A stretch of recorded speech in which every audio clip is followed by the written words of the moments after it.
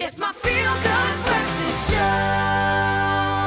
This is your Feel Good Breakfast Show, Expresso. Now, earlier we talked about two major forms of adoption. Well, we're bringing the conversation back because it's so interesting and it's about our lives. How does this affect our parenting styles, if you can call it that? Well, joining us in studio this morning to continue this conversation around adoption is clinical psychologist Catherine Host is joining us this morning to talk about adoption. Earlier we talked about closed and open adoption, the option of knowing the parents, biological parents, and not knowing the biological parent.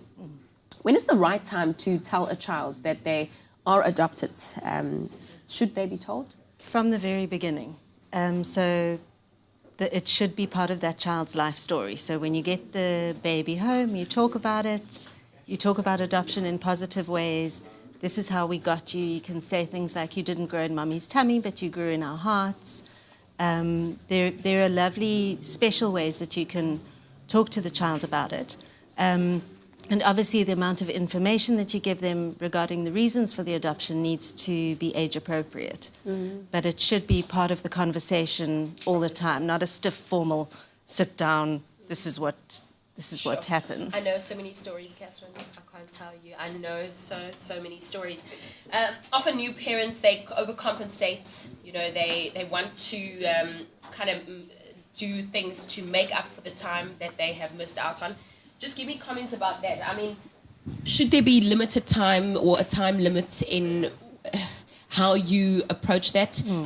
Sometimes parents do want to overcompensate when it comes to an adopted child. How does one deal with that? I think from the outside it can look like overcompensation because other parents where there's a biological child will parent a little bit differently. But with an adopted child, you need to build that attachment. The bond needs to form. Usually if you adopt early on, the child's had 60 days in a place of safety before they come home to you. So you really need to work hard to establish that attachment. So I don't know if overcompensation is even an issue. It's about making it clear to that child that you're their caregivers, you love them, you're going to meet their needs. I was going to say that because when do you call it overcompensation and when is it just love? You know, it's a child. When we think of how things change in a family where there's already children, so I'm thinking there's kids in the family already and then there's an adopted child and you're introducing the adopted child to the current family. How should one go about introducing the new child? Is it the same as when mommy's pregnant and do you read books and you share? Do you handle it the same way? I think it's a similar process. So you prepare the child in advance for the fact that there's a new baby coming or a new child coming. And as you said, read books with adoption in them, with different children with different parents.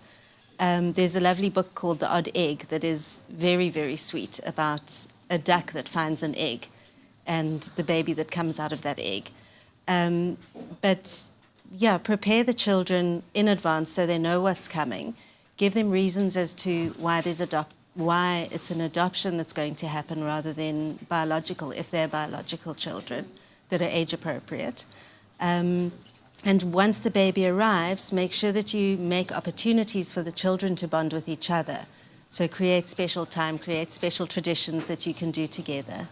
Okay, well, we're talking about adoption this morning on the show. Catherine the host is with us to talk about adoption and also what our lives should be like. How do we make it easier and how do we make it just all about love and about growing our families? Well, this is your Feel Good Breakfast Show. Catherine is going to stay with us. This is Expresso.